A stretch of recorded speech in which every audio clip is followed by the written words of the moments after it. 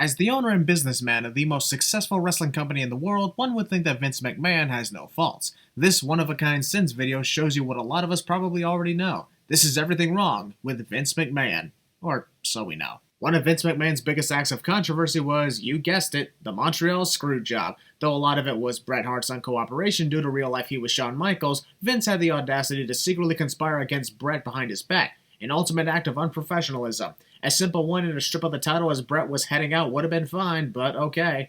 On the subject of Bret Hart in Montreal, Vince also had bad blood with Hulk Hogan. When their real-life blood ended, Vince figures a WrestleMania match would be the perfect way to settle an on-screen feud. Both matches with Hulk in 2003 and Bret in 2010 turned into absolute failures at that Mania and made us wish we never saw them in the first place. The entire existence of the XFL. The entire existence of McMahon's $1 Million Mania. The entire existence of Hornswoggle being Vince's son. The entire existence of the Brawl for All. The entire existence of the Lana Rusev Bobby Lashley love triangle that went nowhere.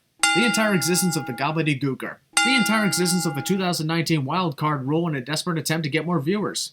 The entire existence of the Katie Vick storyline, which of course adds 1,000 sins automatically.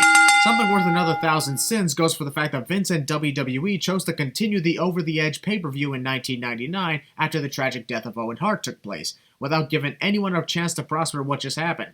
Props to the Dark Side of the Ring for bringing that sin up.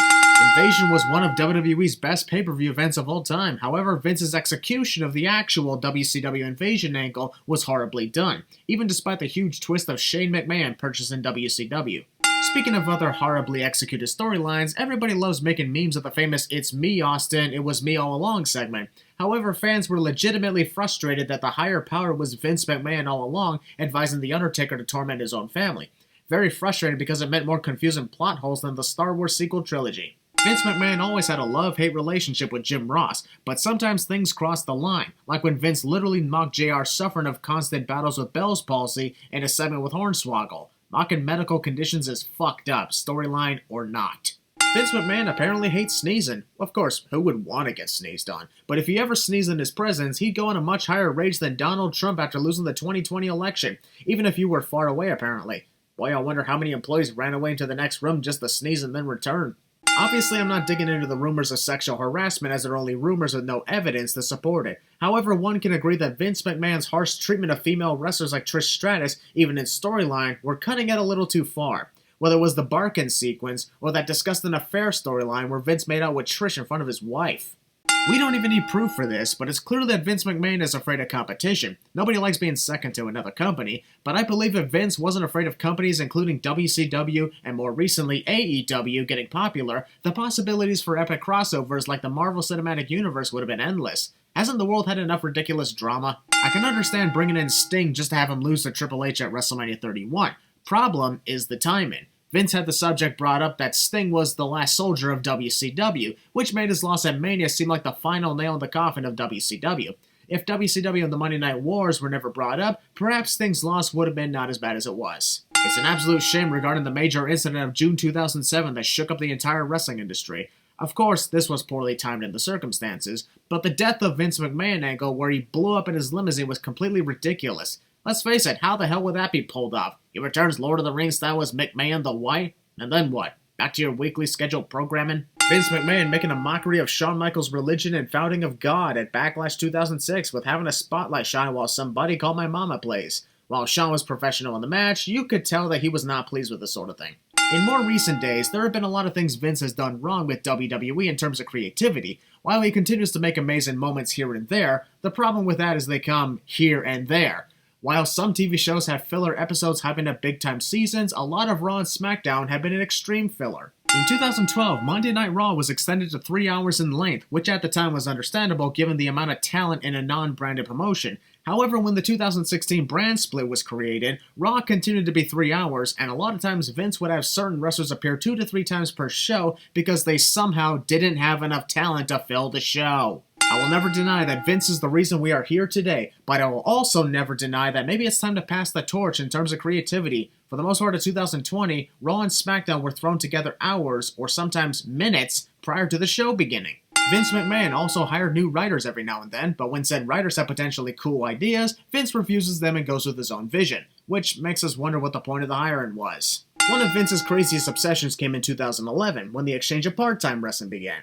At first, it was harmless, with great wrestlers like The Rock or The Undertaker having one-off matches against dream opponents at WrestleMania. But then suddenly turned into Brock Lesnar title reigns and Goldberg's absolute squashing of wrestlers like Kevin Owens and The Fiend Bray Wyatt.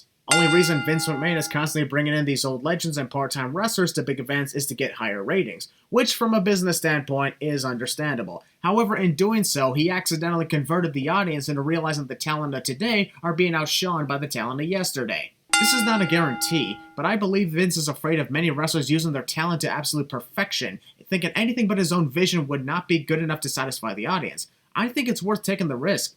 After all, Star Wars Revenge of the Sith climactic battle between Obi-Wan Kenobi and Darth Vader had a script with only 2 words that said, "They fight." And look how that turned out with the audience. Vince believes toning down the abilities of his wrestlers is a good idea so that everyone can be on an equal wrestling turn. Big examples include NXT call-ups like Sami Zayn, Shinsuke Nakamura, Samoa Joe, and Aleister Black. Vince has the audience wondering, what happened? That's not how I remember they wrestle. Speaking of NXT call-ups, Vince sees the popularity in NXT stars and brings them up to the main roster, only to not have a lot of plans for them or to give them a completely different makeover. Must have been a crazy Viking experience for the War Raiders.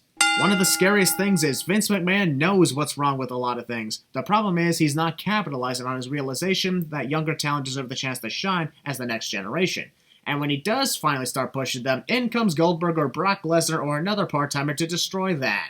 2020 and the pandemic caused a lot of major shifts in WWE, which included lack of audiences and even lack of part-time talent. Yet Vince McMahon blamed WWE's declining ratings on the younger talent for not helping out, forgetting that he's the one who made them undermine their own abilities in the first place. Speaking of the pandemic era, Vince and the USA Network actually believed that ratings would improve with the newly created Thunderdome. While I applaud WWE for creating such an amazing idea, it was not what we were hoping would improve greatly, especially in these troubling times. It was fantastic when Vince McMahon finally gave women more chances to showcase their talent on a level equal to the male wrestlers. Unfortunately, one of his biggest fails was introducing the Women's Tag Team Championship in 2019, introduced only because fans wanted it. The right way would have been to get more female wrestlers into the company, create a tag team division for them, build them up, and then bring in the titles. So far, the only thing Vince did was bring in the titles. I'm not saying Vince McMahon should have never taken the Saudi Arabia deal. I'm just saying he should have made those events at least worth watching. Not to mention the other overseas pay-per-view events that turned out to be complete wastes of time, designed to piss us off and question our fandom. That's the scariest thing for a wrestling fan to think about. While former WWE wrestlers including CM Punk and Jon Moxley came off as whiny in their blaming of Vince, they did have understandable stories of why they left the company and why Vince has done a lot of wrong in recent years. A major run from Vince McMahon is his rule to strip wrestlers from using third-party platforms including Twitch. If they aren't allowed to use their WWE-owned name, completely understandable. But those wrestlers can't even portray themselves with their real names on other platforms.